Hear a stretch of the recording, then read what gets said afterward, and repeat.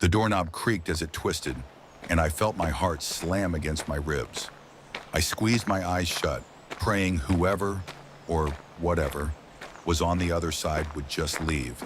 But the door swung open, hinges whining as it moved, and I couldn't stop myself from peeking, just the slightest crack. In the dim light, I could make out a figure standing in the doorway, tall and unnaturally still. It was cloaked in shadow, just a silhouette against the faint glow spilling in from the window behind it. But there was something horribly wrong about the way it stood. Its head was cocked too far to one side, almost as if its neck were broken, and its arms hung limply, fingers twitching. I clamped a hand over my mouth to keep from making a sound, but somehow I knew it sensed me.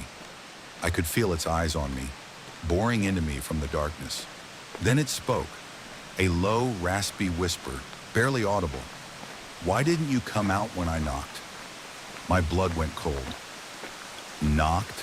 I thought back to the strange sounds outside the night before.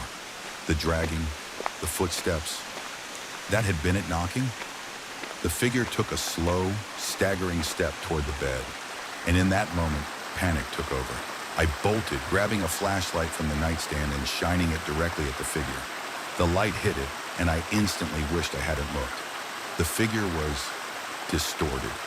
Its face was a twisted, horrifying mask, skin stretched tight over a gaunt frame. Its eyes were empty, sunken, dark hollows, but they moved, tracking me with an intensity that made my skin crawl.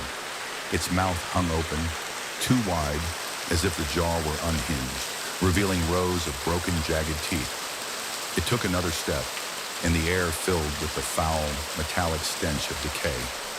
I stumbled back, knocking over the nightstand in my rush to get to the door. The flashlight clattered to the floor, the beam sputtering, but it gave me enough light to dart past the thing and into the hallway. I could hear it following, its steps heavy and uneven, the sound growing louder with each heartbeat. I ran to the front door, hands fumbling for the lock, but my fingers were slick with sweat, slipping, trembling. As I finally managed to wrench the door open, I glanced back and froze. It was right there, its head tilted at that impossible angle, grinning. "You can't leave," it rasped, its voice wet and gurgling, as if words struggled to escape from rotting lungs. "This is my home." With a scream, I bolted outside, sprinting down the mountain trail, not stopping, not looking back. Branches whipped my face, roots caught at my feet, but I didn't care. I just ran, lungs burning, legs screaming.